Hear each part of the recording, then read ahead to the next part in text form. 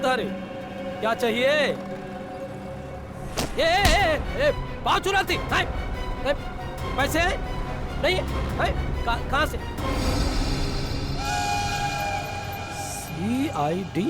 CID HELP help. CID help? किसने लिखा है ये तुम्हारी कलाई पर? हैं? किसने लिखा है? किसने? श्रेया, जरा बात करो इससे, लगता है ये बहुत डरी हुई है। सर देखो, अगर तुम हमें कुछ बताओगी नहीं तो हम तुम्हारी मदद नहीं कर पाएंगे। डरो मत, जो भी है सब सच सच बता दो। कौन हो तुम? तुम्हारा नाम क्या है? तुम चोरी क्यों कर रही थी?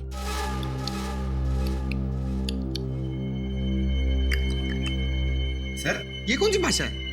ओह, सर ये तो अफ्रीकन भाषा है। चुप रहो। देखो, ऐसे चुप मत बैठो, बताओ हमें कौन हो तुम, कहां से आई हो? ये जो लिखा है ना CID, हम हैं CID, कुछ समझ में रही है या नहीं? सर लगता है इसे भूख लगी है। हाँ पहले कुछ खाना खिला दे इसे। हाँ, ले जाओ इसे। चलो तुम मेरे साथ चलो, चलो आराम से। अरे संभल। क्या हुआ इसे? जल्दी से हॉस्पिटल ले जाओ। हाँ सर। पंकज तुम जाओ साथ में, संभल के उठो, संभल के। कमाल है सर, इस लड़की के हाथ पे लिखा हुआ है CID हेल्प, और ये खुद तो कुछ बोल ही नहीं रही है। सचिन, ये CID हेल्प उसकी जो कलाई पर लिखा है ना, वो किसी और ने लिखा है, किसी और ने। ये तो बेचारी हिंदी तक बोलना नहीं जानती।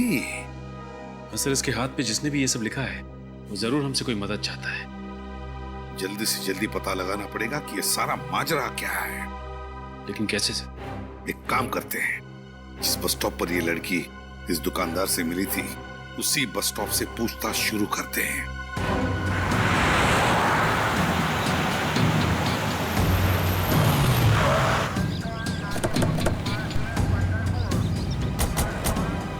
कहाँ पे सोई थी वो औरत? साहब उधर सोई हुई थी, ये सामने वाली दुकान मेरी है।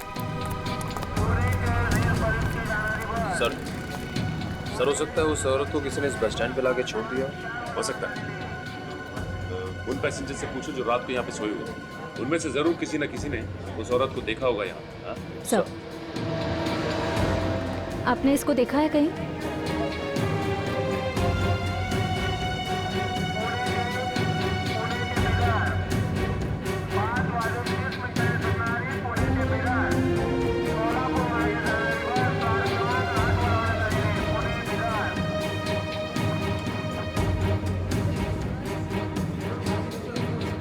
इस औरत को यहाँ पे बस स्टॉप पे देखा आप लोग ने? मैंने तो नहीं देखा, पर एक भिखारी यहाँ सोता है रात को, शायद उसने देखा होगा। बता पाए? आइए सर, यही है वो आदमी। तो भाई साहब, इस औरत को आपने यहाँ पे बस स्टॉप पे देखा था क्या? हाँ देखा ना साहब, इधर ही जमीन पे लेटी थी।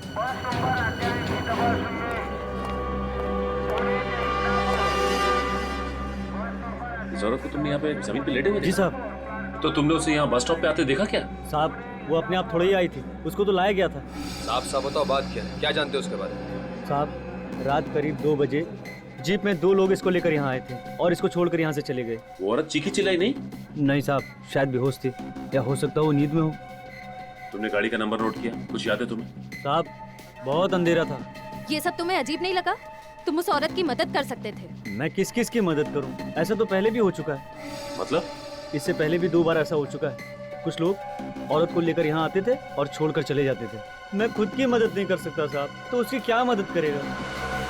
इसका मतलब इससे पहले भी 2 औरतें उस दरिंदे का शिकार हो चुकी हैं। लेकिन सर अभी तक हमारे पास उन दोनों औरतों के गायब होने की जानकारी नहीं है। हाँ, क्योंकि उन दोनों के हाथ पे CID हेल्प नहीं लिखा हुआ था। सर अब क्या करें? उस औरत के होश में आने का इंतजार। सालून के साहब उस औरत के साथ में ही हॉस्पिटल में जहाँ पे उसका इलाज चल रहा है। अब इस केस की तह तक सालून के साहब ही पहुंचा सकते हैं। अब कैसी तबीयत है इसकी? पहले से बेहतर है बस। और क्या बता सकता है इसके बारे में? बस 2 बातें पता चली हैं। एक तो ये कि इसके खून में हमें एक ऐसी दवाई मिली है जिसकी वजह से ये अपनी याददाश्त खो बैठी है। सर इसीलिए इससे अपना नाम नहीं याद आ रहा था। ये कौन है, कहां से आई है, इसके साथ क्या हुआ है, इसे कुछ पता नहीं। इस औरत की पूरी तरह से याददाश्त चली गई है, तो फिर ये औरत जरूर कुछ न कुछ तो जानती है। कोई ऐसा राज जो कोई नहीं चाहता उसका पर्दाफाश हो, पर हम उस राज का पता तो लगा ही लेंगे, और किसका राज है ये भी पता लगा लेंगे। और दूसरी बात ये बॉस कि इसके पेट की सर्जरी की गई है। इसका पेट काटा गया है और लगभग 25-30 घंटे पहले ही वापस से टांके लगाकर पेट सिला गया है, वो भी सस्ते वाले नायलॉन धागे से। पेट को काटा है तो कहीं इसका कोई ऑर्गन तो नहीं निकाल लिया? इसके किसी अंग की चोरी नहीं हुई है। तो फिर क्या हो सकता है? क्यों काटा होगा इसका पेट? ये बात अभी पता नहीं लगी है। सर इस औरत को तो कुछ याद ही नहीं है। अगर से होश भी आ गया तो भी हमें कोई जानकारी नहीं मिल पाएगी। पता लगा लेंगे निखिल, पता लगा लेंगे। वो दो औरतें, बिल्कुल ऐसी दो औरतें जिनको इसी हालत में छोड़ा गया था उस बस स्टॉप पर, उन दो औरतों के बारे में पता लगा। आसपास जितने भी हॉस्पिटल्स है वहां जाकर के पूछताछ करो, पता लगा उन दो औरतों के बारे में कोई ना कोई सुराग तो जरूर मिल जाएगा।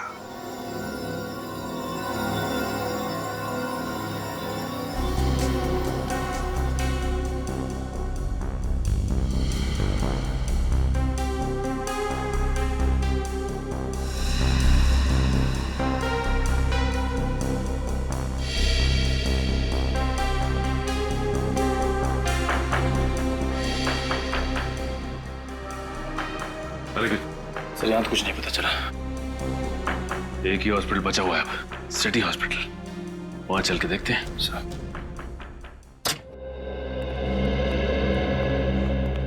हम लोग सीआईडी से एक लड़की के बारे में कुछ पूछताछ करनी थी। सीआईडी? जी हाँ, सीआईडी। इस फोटो को ध्यान से देखिए और बताइए कि क्या ये लड़की अपना इलाज करवाने के लिए आपके हॉस्पिटल में आई थी? जी हाँ, इस लड़की के पेट पे ऑपरेशन का निशान है। घाव देख के लगता है मानो इस लड़की का ऑपरेशन 2-3 दिन पहले हुआ। तो हम जानना चाहते हैं लड़की इस हॉस्पिटल में एडमिट हुई थी या नहीं। सर ये तो क्या? सर हमारे हॉस्पिटल में 2 औरतों की लाशें आई हैं। 2 औरतों की लाशें? हाँ सर, और उनकी वेशभूषा तकरीबन ऐसी ही थी और उनके गहने भी तकरीबन ऐसे ही हैं। तो क्या उन दोनों औरतों की लाशें अभी भी मुर्दाघर में? हाँ सर, उन दोनों लाशों की शिनाख्त करने अभी तक कोई नहीं आया है, इसलिए वो दोनों लाशें मुर्दाघर में ही है। ठीक है, तो इन दोनों लाशों को हम देखना चाहेंगे। ठीक है सर, मैं अभी मॉर्ग के इंचार्ज को बुला देती हूँ। प्लीज। हेलो, आप जल्दी से लॉबी में आ जाइए, सीआईडी वाले आए हैं। सर वो आ रहे हैं।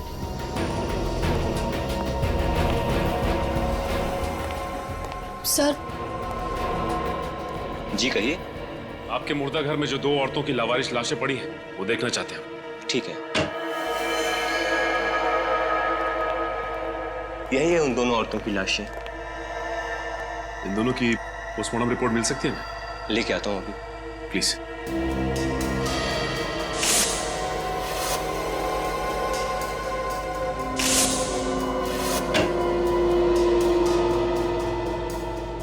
ये रही रिपोर्ट। निखिल, ये देखो, पोस्टमार्टम रिपोर्ट में लिखा गया है कि इनके पेट में जो घाव है वो ऑपरेशन की वजह से नहीं है, और जिस डॉक्टर ने पोस्टमार्टम किया है उसका भी यही कहना है कि इनका ऑपरेशन नहीं किया गया है। मतलब सर इनके शरीर से कोई भाग, कोई ऑर्गन निकाला नहीं गया? मतलब ये केस इलीगल ऑर्गन ट्रांसप्लांट का नहीं है, मामला कुछ और ही है। सर अगर इनके शरीर से कोई भाग निकाला नहीं गया है तो फिर इनका पेट काटा क्यों, वापस सिलवाया क्यों गया होगा? यही तो मैं भी सोच रहा हूँ निखिल। ये देखा तुमने, ये जो सिलाई करने के लिए धागे का इस्तेमाल किया गया है, ये देखो, ये सर्जिकल धागे बहुत ही घटिया क्वालिटी के हैं। तुम्हें याद है सालुंके साहब भी कह रहे थे कि गुड़िया के पेट पे जो टाके लगे थे उनमें भी इसी तरह के धागे का इस्तेमाल किया गया था। सर बस स्टैंड पे उस भिखारी ने बताया था कि उसने वहां पे 3 औरतों को देखा था। सर इसका मतलब? हाँ, और वो तीनों औरतें यही हैं, 2 ये और तीसरी वो गुड़िया। ये तीनों की तीनों मुंबई के बाहर से आई है, किसी एक ही जगह से। सर मुंबई से बाहर से आई हैं एक जगह से, मतलब? ये नोटिस किया तुमने? ये देखो, इनकी फोटोज में साड़ी पहनने का स्टाइल, सजने संवरने का स्टाइल और गुड़िया के बात करने का स्टाइल, इन सबको देखकर लगता है कि ये तीनों औरतें मुंबई से बाहर से ही आई हैं, किसी एक ही जगह से। सर अगर ये तीनों औरतें मुंबई के बाहर किसी एक जगह से आई हैं तो इनके बारे में पता कैसे चलेगा? पता चलेगा निखिल, पता चलेगा।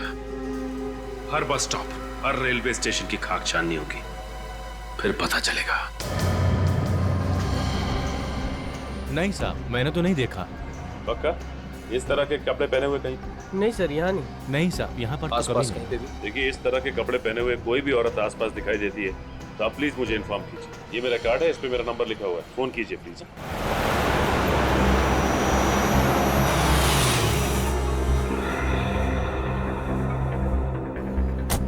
सर ये छठा बस स्टॉप है, लेकिन इस औरत के बारे में अब तक कुछ पता नहीं चला। पता चलेगा निखिल, हर बस स्टॉप पे पता करना पड़ेगा, जब तक ये पता नहीं चल जाता कि ये औरतें आ कहां से रही।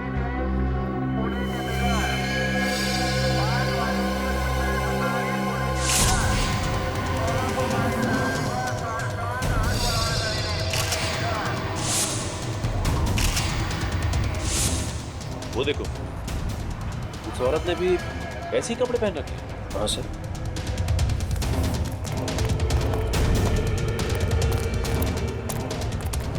अरे सुनिए, देखिए घबराइए मत, हम लोग सीआईडी से। हाँ देखिए, डरिए मत, कुछ नहीं होगा आपको। इस औरत को देखिए, जानती हैं आप इसे? जानती? अच्छा ये बताइए कि आपका नाम क्या है, कहाँ से आई हैं आप? नीलगिरी के जंगले। नीलगिरी का जंगल? हाँ, आखिर इन भोली भाली अनपढ़ औरतों को नीलगिरी के जंगल से मुंबई क्यों लाया जा रहा है, और वो भी उनका बेवजह ऑपरेशन करने के बाद? कोई ना कोई राज तो जरूर छुपा है इस नीलगिरी के जंगल में, ये वहां जाकर ही पता चलेगा।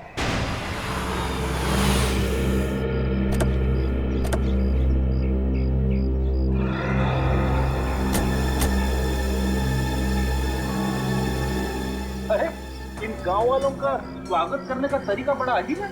ये हमारा स्वागत नहीं कर रहा, बल्कि हमें देखकर नाखुश है। वैसे भी हम यहाँ इनसे मिलने नहीं आए, हम लोग नीलगिरी की जंगल की उन औरतों के पेट की सर्जरी का राज जानने आए हैं, और हम वो जानकर ही रहेंगे। देखिए, हम लोग सीआईडी से और यहाँ पे कुछ छानबीन करने आए हैं। आप लोगों को हमसे डरने की कोई जरूरत नहीं है। डरना तो आपको पड़ेगा शहरी बाबू, और इधर से जाना भी होगा। ये धरती हमारी कर्म भूमि है, हमारी धर्म भूमि है। यहाँ पर किसी गैर इंसान को हम आने नहीं देंगे। काश हम लोग आपकी बात मान सकते हैं, लेकिन सीआईडी ना ही अपने आगे बढ़ाए हुए कदम पीछे लेती है, और ना ही हमें तहकीकात करने से कोई रोक सकता है। अगर आप लोगों ने कोई हरकत की तो ठीक है, आप लोग अपना काम कर सकते हैं, लेकिन छानबीन करने से पहले आपको उनसे मिलना होगा। किससे मिलना पड़ेगा? आइए मेरे साथ। चलिए आइए।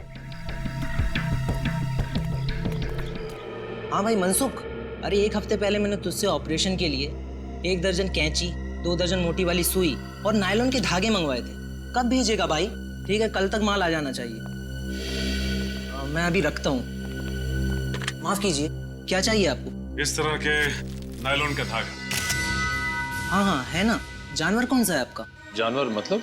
अरे भाई, जानवर बड़ा होगा तो धागा भी ज्यादा लगेगा ना, चमड़ी मोटी होती है ना उनकी। छोटा होगा तो 1 आध मीटर में काम हो जाएगा। मतलब ये धागा सिर्फ जानवरों पे इस्तेमाल किया जाता है? जी हाँ, आपको ये बात मालूम नहीं थी क्या? देखिए, हम लोग सीआईडी से। सीआईडी? जी हाँ, सीआईडी। हमारी जानकारी के हिसाब से ऑपरेशन करने के लिए इस तरह का धागा सिर्फ आपके पास मिलता है। बात तो ठीक है, लेकिन हुआ क्या है? यहाँ पास के बस स्टॉप से हमें एक औरत मिली है जिसका ऑपरेशन किया गया है, और ऑपरेशन करने के बाद टाके इसी धागे से लगाए गए। औरतों के टाके इस धागे से? लेकिन आजकल तो कोई भी डॉक्टर इन धागों से इंसानों पर टाके नहीं लगाता। ऐसे धागे तो सिर्फ जानवरों के लिए उपयोग किए जाते हैं। लेकिन ये धागा एक नहीं, 3 औरतों के पेट पे टाके लगाने के लिए इस्तेमाल किए गए हैं। 3 औरतों पर? जी हाँ, 3 औरतों पर। वैसे ये सामग्री आप जहाँ सप्लाई करते हैं उनकी जानकारी तो होगी आपके पास? जी हाँ, 1 मिनट। ये लीजिए।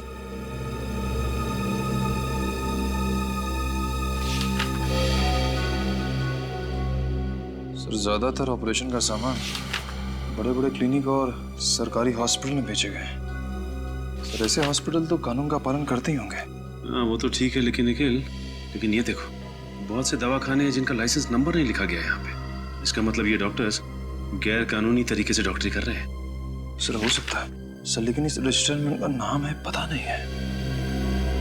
क्या चल रहा है? हाँ? चल क्या रहा? जिन दवाखानों का लाइसेंस तक नहीं है आप उन्हें माल सप्लाई कर रहे हैं, और जिनको माल सप्लाई कर रहे हैं उनका पता तक नहीं है आपके पास। वो क्या, आपसे तो बाद में निपटते हैं, उससे पहले शहर के जितने भी दवाखाने हैं जिनका लाइसेंस नहीं है वहां पे छापा मारते हैं, वहीं से कुछ ना कुछ पता चलेगा। देखो रामू, ये कोई आम खांसी नहीं, टीबी वाली खांसी है। अगर सही समय पे मेरे पास नहीं आते तो 15-20 दिन के लिए अस्पताल की खटिया पकड़नी होती। ये दवा लो, सुबह शाम खाने के बाद ले लेना, ठीक हो जाओगे। जी नमस्कार।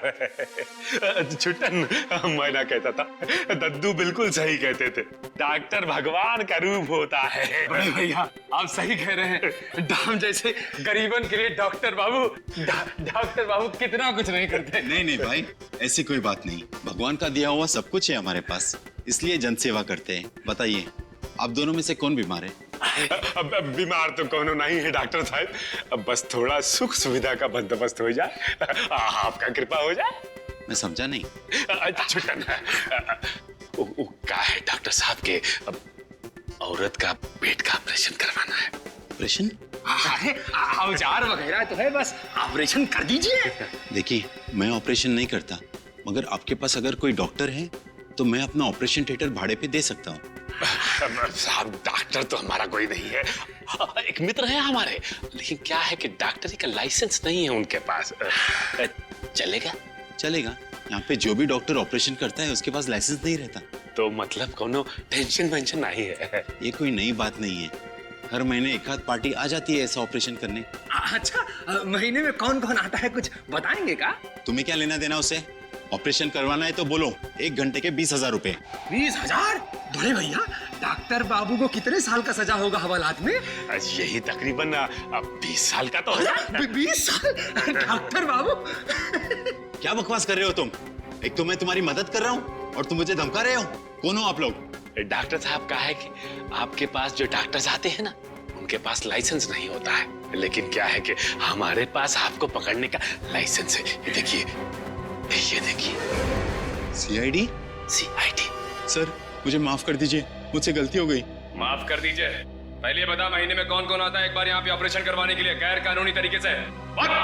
सर गांव के 2-4 गुंडे गांव की कुछ औरतों को लेके आते। गांव की औरतों को लेके आते हैं या फिर जंगल की औरतों को? शायद जंगल में रहने वाली औरतें, लेकिन किस चीज का ऑपरेशन होता है वो मुझे नहीं मालूम। देख सच बोल, झूठ मत बोल, समझा? सर मैं सच कह रहा हूँ, मैं पैसे लेके 2 घंटे के लिए बाहर चला जाता हूँ। और क्या पता है उसके बारे में? सर एक बात है, जो भी औरतें अपने ऑपरेशन करवाने के लिए आती थी वो अपनी मर्जी से आती थी। अपनी मर्जी से आते? बिना जोर जबरदस्ती के? सर ये कैसे मुमकिन हो सकता है? उन गुंडों की तस्वीर बनवानी होगी आपको। जी सर, जो भी आप कहेंगे। एक बात समझ में नहीं आ रही है, कोई भी औरत जानबूझकर अपने आप को मौत के मुंह में क्यों डालेगी? अरे क्या कर रहा है? वनराज भाई, ये शहरी बाबू लोग कह रहे हैं कि ये CID से हैं और यहाँ छानबीन करने आए हैं। तो आप है इस गांव के करता धरता वनराज भाई। भाई प्यार से लोग हमको भाई कहते हैं, इज्जत देते हैं भाई। आप भी हमारे सवाल का जवाब दे दीजिए, हम भी आपको बहुत इज्जत देंगे।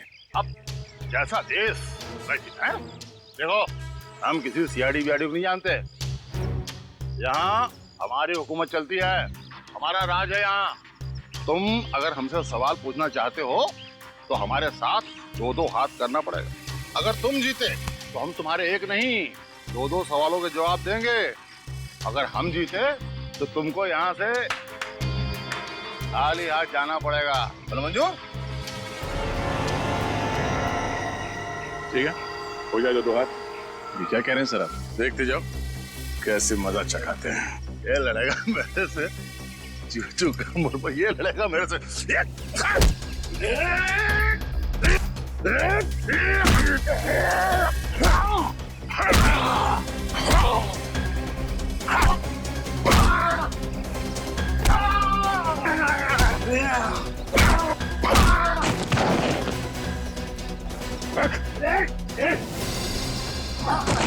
अब मेरे सवालों का जवाब देगा, हाँ? या और खातिरदारी करो तेरी? बस आपके जाएगा कहाँ ये?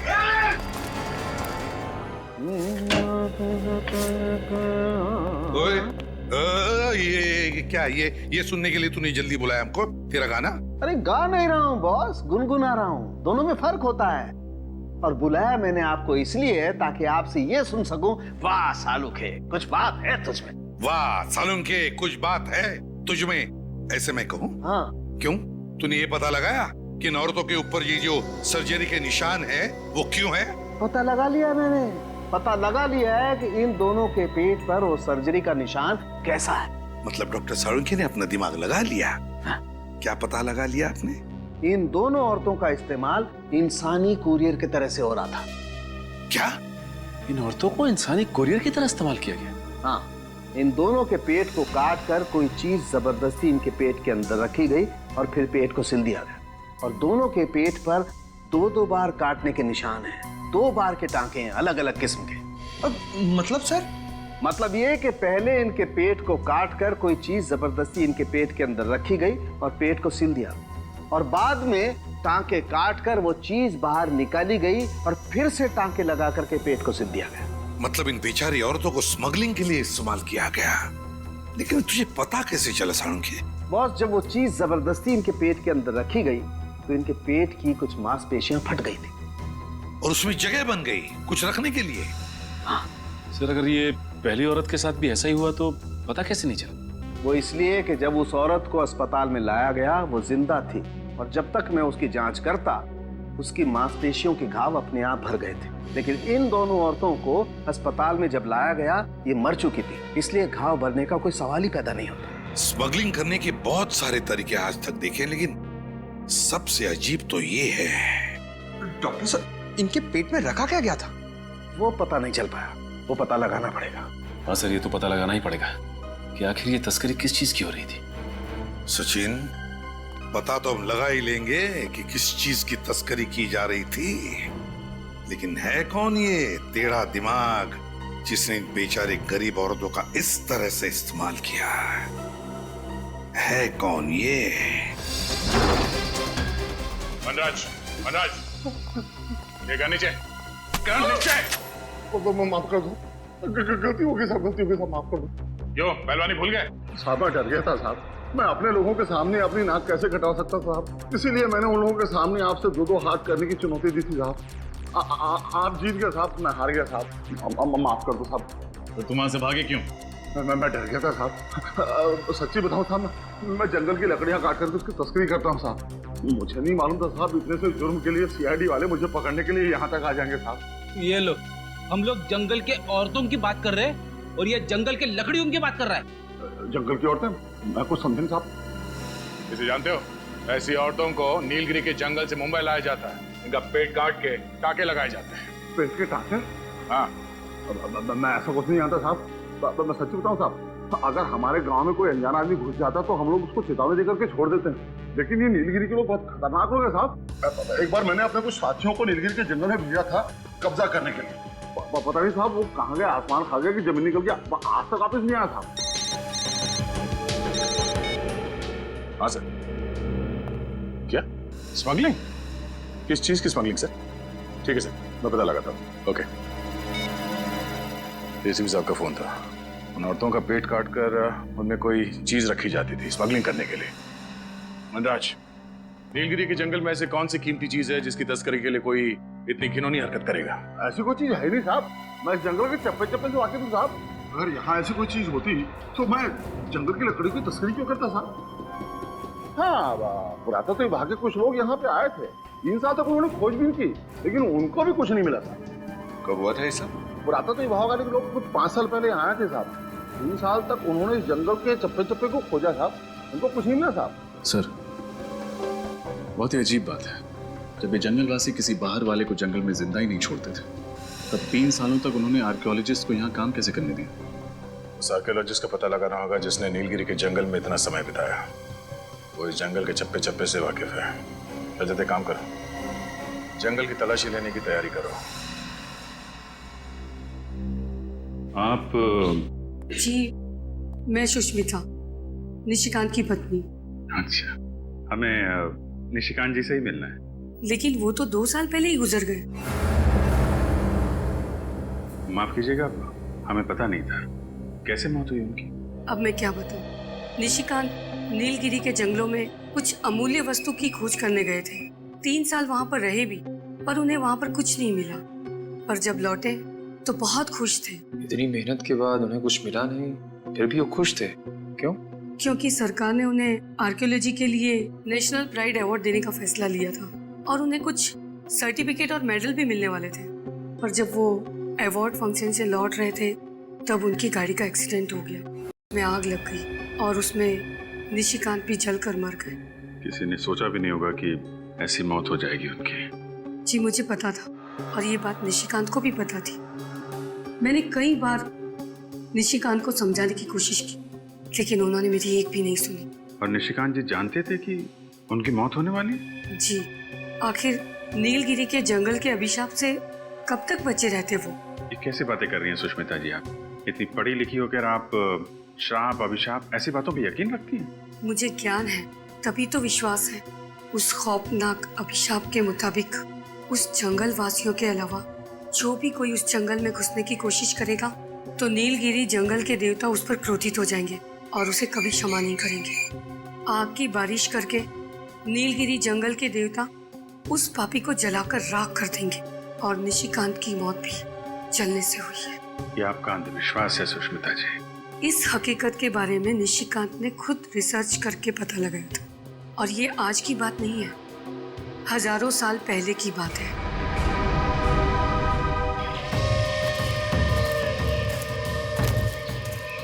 सर, जंगलों में जंगली जानवर होते हैं ना? रेडी, जंगली जानवर तो जंगल में ही होंगे ना। ये बात तो है सर, मगर उन जंगली जानवरों ने हम पर हमला कर दिया तो?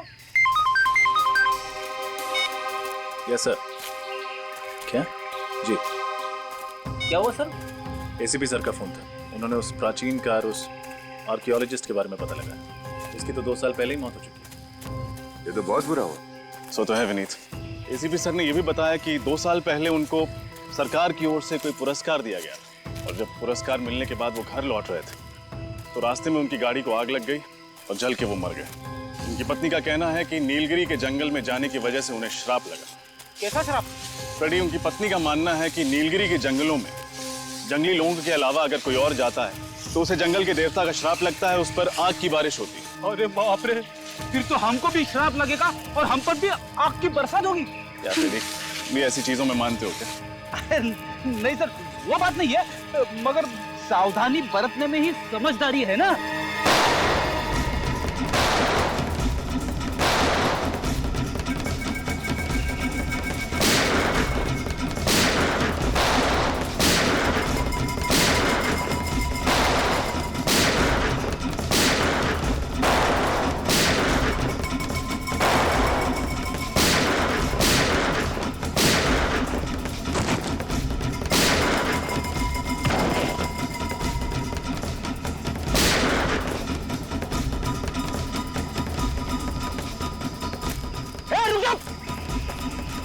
रुक जाओ!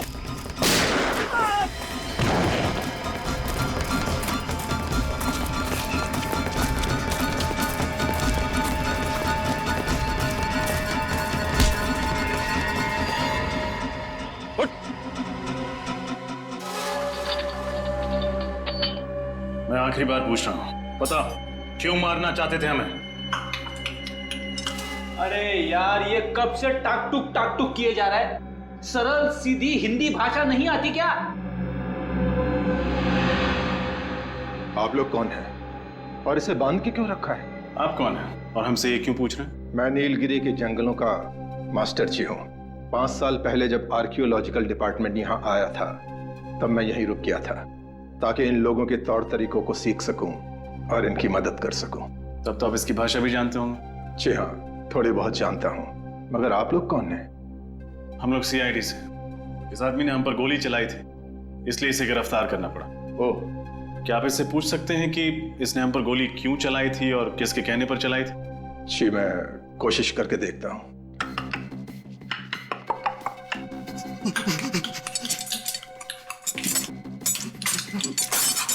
ये क्या कह रहा है? मैं समझने की कोशिश कर रहा हूँ मगर ठीक से समझ नहीं पा रहा हूँ। आपको देखकर ये बिल्कुल सहम गया है।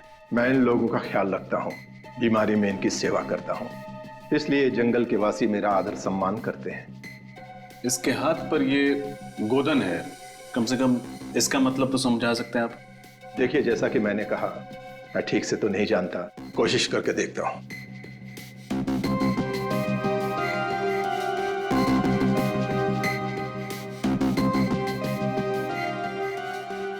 इस पर पौराणिक भाषा में ये लिखा है, जिसका मतलब ये है कि ये आदमी जंगल के देवता का सिपाही है और देवता द्वारा दी गई भेंट की रक्षा करना इसका कर्म और धर्म है। देवता का सिपाही सरकारी सिपाही पे गोलियां चलाता है? ये लोग इस जंगल को अपनी जन्मभूमि मानते हैं और इसकी सुरक्षा करना अपना कर्तव्य समझते हैं। इन लोगों का मानना है कि अगर बाहर का कोई इंसान इस जंगल में प्रवेश करेगा तो जंगल के देवता नाराज हो जाएंगे और उन पर आग की बारिश होगी। फिर आग की बारिश? आग की बारिश का मतलब क्या है? हो सकता है ये सब काल्पनिक हो, लेकिन इन लोगों का इस बात पर बहुत भरोसा है।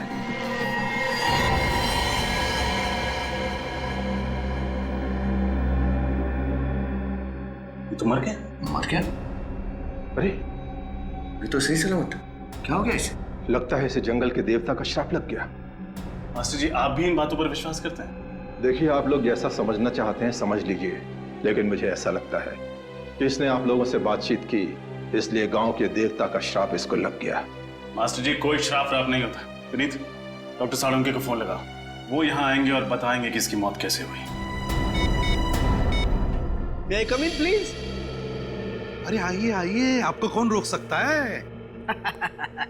खुश हो गया। क्या बोला? नहीं तो कुछ नहीं। अच्छा, मैं वो जानने के लिए आया था कि वो नीलगिरी वाले केस का मसला सुलझा क्या? टाइम पास करने आया? नहीं नहीं, टाइम पास नहीं यार, जो पूछ रहा हूँ बताओ ना। वो आग की बारिश वाली गुत्थी सुलझी कि नहीं? साळुंके, तू आग की बारिश की बात ही मत कर, दिमाग खराब हुआ है मालूम है?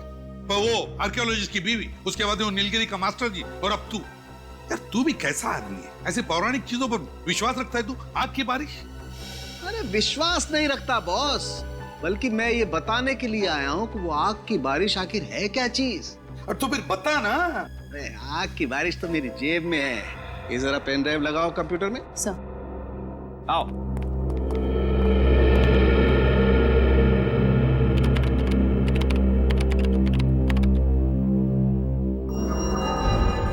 ये देखो बस, ये उल्का पिंड, जिन्हें आप उल्का तारा भी कह सकते हैं। मीटियोराइट्स और कॉमेट्स। एग्जैक्टली, अंग्रेजी में यही कहते हैं। बॉस, वैसे तो ये उल्का पिंड ब्रह्मांड में चक्कर लगाते रहते हैं, लेकिन कभी कभी धरती के गुरुत्वाकर्षण, ग्रेविटेशनल फोर्स की वजह से जब धरती की तरफ बढ़ने लगते हैं तो धरती के अंदर घुसने के लिए इन्हें धरती के वातावरण को चीर करके आना पड़ता है। और ऐसा करने के लिए इन गुरुत्वाकर्षण की वजह से इसमें एक जबरदस्त घर्षण होता है, जिसकी वजह से इनका तापमान बढ़ जाता है। कभी कभी तो इनका तापमान 10,000 डिग्री सेल्सियस से भी ज्यादा हो जाता है। 10,000 डिग्री से भी ज्यादा? तब तो ये आग के गोले बन जाते हैं, और जब ये धरती की तरफ गिरने लगते हैं तो लगता होगा आग की बारिश हो रही है। और बॉस, मेरी रिसर्च बताती है कि हजारों साल पहले नीलगिरी के जंगलों में ऐसी ही आग की बारिश हुई थी। और शायद इसीलिए नीलगिरी के जंगल में रहने वाले लोगों को लगता होगा कि अगर कोई बाहर का आदमी उनकी जमीन पर पैर रखे उनकी देवताओं की इजाजत के बगैर, तो देवताओं को गुस्सा आता होगा और वो आग की बारिश करते होंगे उस पर। विनीत, क्या? अच्छा ठीक है, ओके। यार साळुंके, तूने तो कमाल का रिसर्च कर दिया यार। तुझे तो गिफ्ट देनी पड़ेगी। हाँ हाँ, दो जरूर दो। आजा आजा। साळुंके, तुझे मैं नीलगिरी के जंगल की सफर करवाता हूँ। नहीं नहीं, मैं नीलगिरी के जंगलों में क्या करूंगा? नहीं बॉस, मैं अपनी लैब में ठीक हूँ यार। अबे डरता क्या है, वहां कोई आग की बारिश वारिश नहीं होने वाली है। फिर भी यार। साळुंके, वहां पर एक नीलगिरी वासी की मौत हुई है हमारे लोगों की आंखों के सामने, और मैं चाहता हूँ कि तू वहां चले जाए। ओह अच्छा अच्छा, तुम नहीं आओगे? पिकनिक है। नहीं नहीं, मतलब तुम होते तो। अब अभिजीत आ रहा है। हाँ ठीक है। हाँ। और भाभी के हाथ का सलाद भी लेके जाना साथ में। भाभी का नाम नहीं लेना यार। हाँ समझा? अच्छा। क्या यार, फंसा देते हो तुम लोग यार।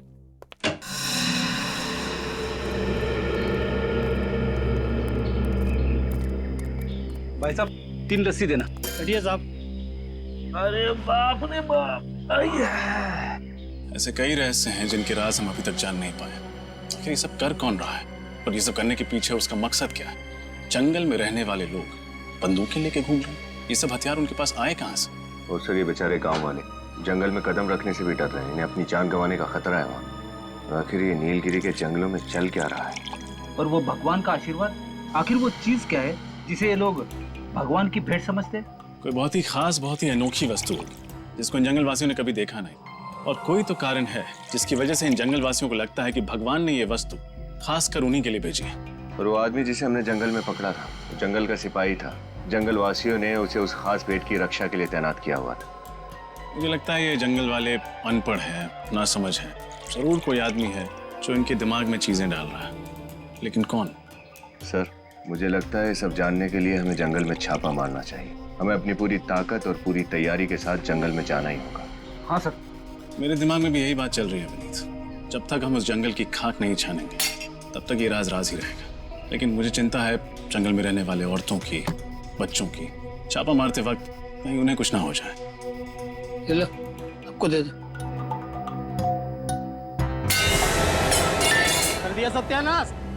अब ये दही के पैसे कौन भरेगा?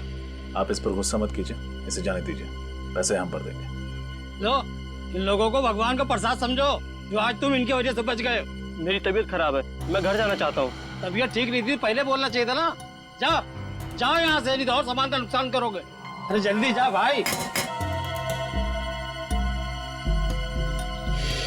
ये लड़का मुझे कुछ गड़बड़ लग रहा है।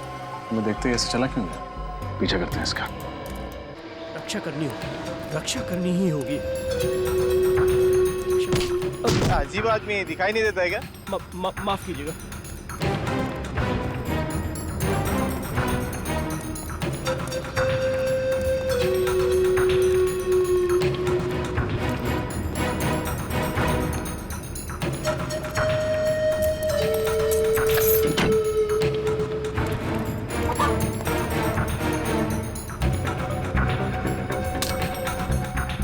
सुरक्षित है, भगवान की धरोहर सुरक्षित है। मगर कब तक? शहर के लोग इसे ढूंढते हुए यहाँ तक आ गए। तो ये है भगवान का उपहार, लो हमें दे दो। नहीं, कभी नहीं। तुम सब लालची हो, राक्षस हो। हमारे देवता के आशीर्वाद को हमसे छीनना चाहते हो। देखो चुपचाप ये बॉक्स हमारे हवाले कर दो, वरना क्या? मैं अपने प्राणों की आहुति दे दूंगा, मर जाऊंगा, लेकिन जंगल के देवता के इस उपहार को तुम शहरी लोगों के हाथों में कभी नहीं दूंगा। हम पर विश्वास करो, हम सीआईडी से, हम जंगल वासियों के दुश्मन नहीं, शुभ चिंतक है। नहीं, झूठ बोला है तुम सब। तुम शहर के लोग अभिशाप बन के आए हो हमारे लिए। देखो, हम जंगल वासियों का धरोहर नहीं छीनना चाहते, हम बस उस गुनहगार को पकड़ना चाहते हैं जो नीलगिरी के जंगल की भोली भाली औरतों को तस्करी के लिए इस्तेमाल कर रहा है। हम उस राक्षस को पकड़ना चाहते हैं। क्या तुम उन भोली भाली औरतों को नहीं बचाना चाहते? नहीं, आप लोगों का ये इरादा नहीं है। मैंने आपकी बातें सुनी है। आप इस नीलगिरी के जंगल को बर्बाद कर देना चाहते हैं, यहाँ के जीवन और यहाँ की शांति को नष्ट कर देना चाहते हैं। बात सुनो, हम जंगल को बर्बाद करने नहीं आए, हम उन दुश्मनों को पकड़ने आए हैं जो बंदूक लेके घूम रहे जंगलों में। वही असली दुश्मन है जंगल के, समझे? हाँ, हम तुम्हारे दोस्त हैं, दुश्मन नहीं। हम पर विश्वास रखो प्लीज, हम पर विश्वास रखो। मगर लाओ ये बॉक्स हमें दे दो। ठीक है साहब, आप लोग इसकी रक्षा कीजिएगा, किसी गलत हाथों में मत पड़ने दीजिएगा साहब।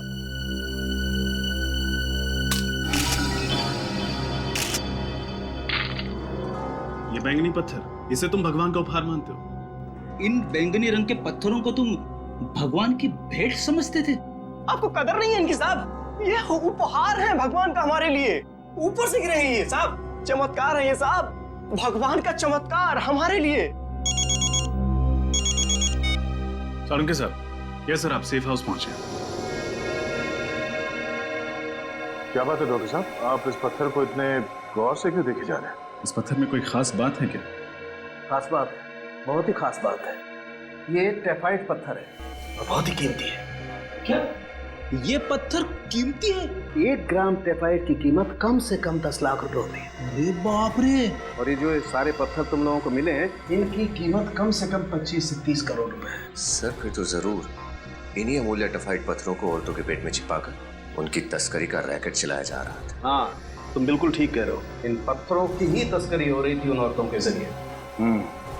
हमें ये पता करना चाहिए कि इन पत्थरों की तस्करी के पीछे किसका हाथ है। लेकिन ये पत्थर नीलगिरी के जंगलों में आए कहाँ से? बरसों पहले जिस मीटियोर की वजह से आग की बारिश हुई थी, ये उसी के टुकड़े हैं जो जमीन पर गिरकर टेफाइट पत्थर में बदल गए।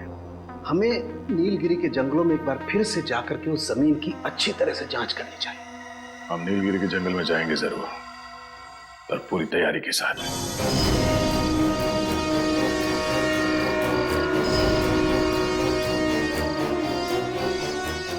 जो हरे रंग के आकार दिख रहे हैं वही जंगलवासी है।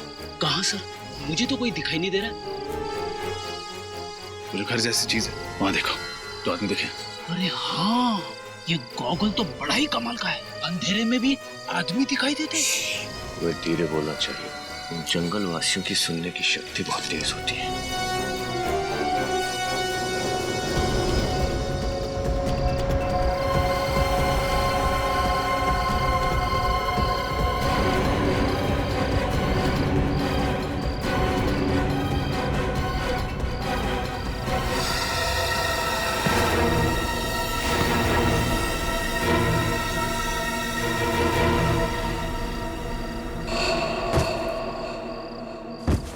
अंदर चल के देखते हैं।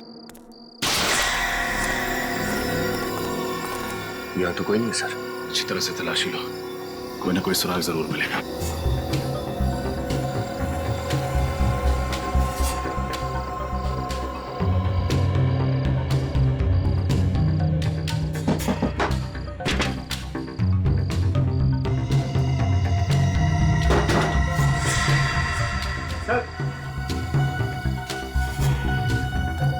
ये देखिए सर,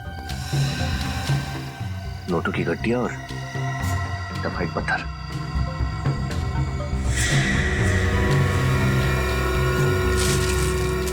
इतने सारे टेफाइट के पत्थर, इनकी कीमत तो करोड़ों में होगी। ऐसा कौन हो सकता है जो नीलगिरी की अमूल्य अमानियत को चुराने की साजिश कर रहा है? लगता है कोई। अरे ये कौन है? खोलो इन्हें।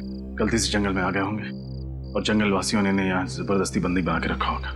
पानी पानी पानी पानी पानी।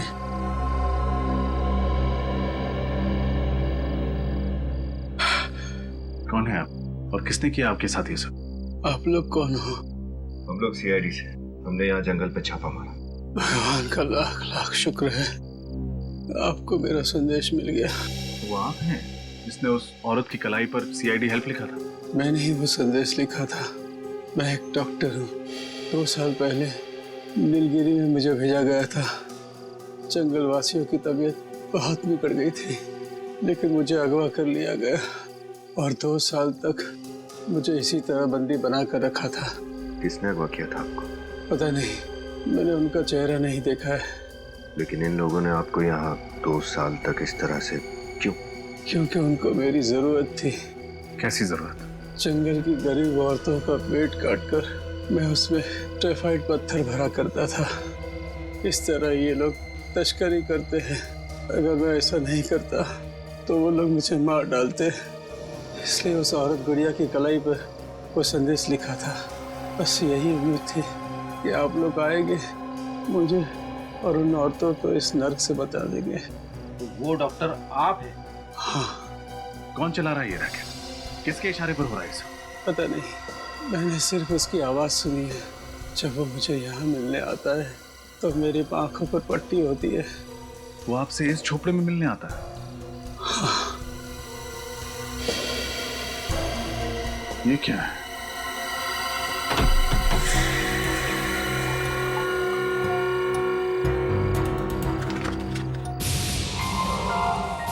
सर्टिफिकेट।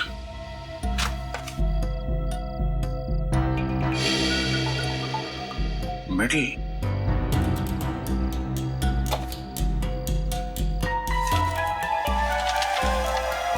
तो ये है,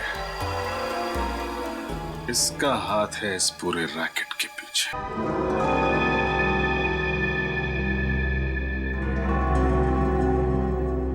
अरे डॉक्टर साहब, इतनी जल्दी भी क्या है? देख लीजिए कहीं कोई जरूरी सामान छूट तो नहीं गया। जंगल के अंदर एक झोपड़ा, झोपड़े के अंदर एक बक्सा, बक्से के अंदर एक सर्टिफिकेट, एक मेडल, और इनमें छुपा एक राज। क्यों डॉक्टर साहब? डॉक्टर साहब, बेटा मैं कोई डॉक्टर वॉक्टर नहीं हूँ। मैं तो इस गांव का गरीब मास्टर जी हूँ। मास्टर जी या फिर मास्टरमाइंड? टाइफाइड की स्मगलिंग का रैकेट आप ही चलाते हैं ना? टाइफाइड जंगल से बाहर निकालने के लिए जंगल की मासूम औरतों का पेट काटकर उन्हें कुरियर का पैकेज बनाकर खुद मालामाल होना चाहते थे। ये कैसा आरोप लगा रहे हैं आप लोग मुझ पर? मैं तो गांव का एक गरीब मास्टर जी हूँ जो इस केस की तह तक पहुंचने में आप लोगों की मदद कर रहा हूँ। मुझे नहीं पता कि ये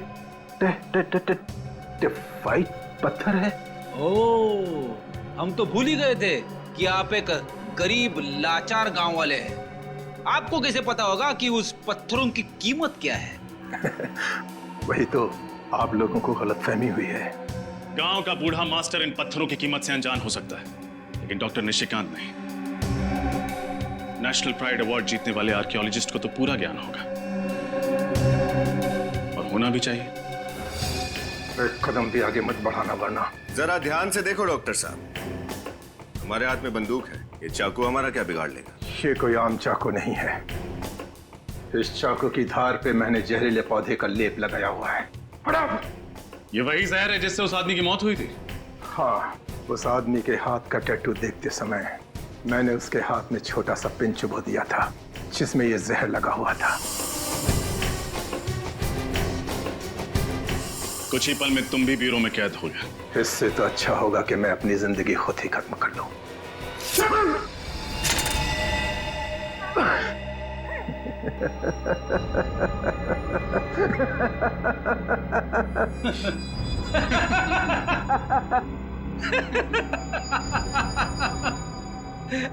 कोई प्रॉब्लम नहीं है डॉक्टर साहब। हमारे डॉक्टर सालुंके साहब ने जहर को बेअसर करने की दवाई दी है, एंटीडोट।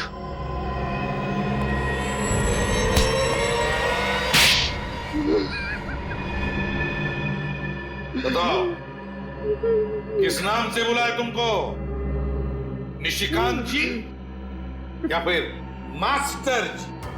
जब मैं नीलगिरी के जंगलों में प्राचीन चीजों की खोज के लिए खुदाई कर रहा था तो मुझे टाइफाइड पत्थर मिला, और उसे देखते ही मेरे मन में लालच आ गया, क्योंकि मैं जानता था कि वो पत्थर बहुत कीमती और बहुमूल्य है। और फिर मैंने उस बेशकीमती पत्थर को हासिल करने का एक प्लान बनाया। अपनी ही मौत का प्लान है ना?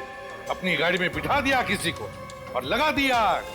उस गाड़ी जलने की आग में जल गया निशिकांत, और पैदा हुआ एक राक्षस, मास्टर जी। लेकिन एक बात समझ में नहीं आई कि नीलगिरी के जंगल के रहने वाले लोगों ने वो जंगल में वापस कैसे जाने दिया?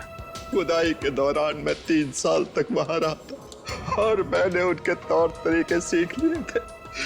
और जब मैं दोबारा वहां पहुंचा मास्टर जी के रूप में, तो मैंने उस बात का फायदा उठाया और उन लोगों की खूब सेवा की, जिससे वो लोग मुझ पर और ज्यादा भरोसा करने लगे थे। और उस भरोसे का गलत फायदा उठाया तुमने, टाइफाइड की स्मगलिंग शुरू कर दी। लेकिन एक बात समझ में नहीं आई, स्मगलिंग करने के लिए क्या जरूरत थी उन औरतों का पेट फाड़ने की? और कोई तरीका नहीं था?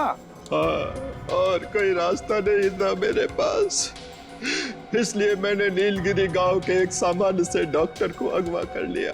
और गांव की औरतें जब अपने पेट के दर्द के इलाज के लिए वहां आती थी तो वो डॉक्टर उसके पेट की सर्जरी करके टाइफाइड पत्थर को उसमें छिपा देता, और फिर हम उसे शहद भेज देते थे।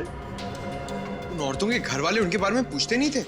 मैं उन्हें समझा देता कि वो जंगल के किसी जानवर का शिकार हो गई होगी, और वो लोग आसानी से मेरी बात को मान लिया करते थे। और तुम्हारी इस गांव के क्लिनिक में पेट काट कर टाइफाइड पत्थर भरे जाते थे, और जिस क्लिनिक में हम लोग गए वहां पे पेट काट कर ये पत्थर निकाले जाते थे, राइट? हाँ? पैसा पैसा पैसा! तुम्हारे इस पैसों की लालच ने न जाने कितनी निर्दोष औरतों की जान ली।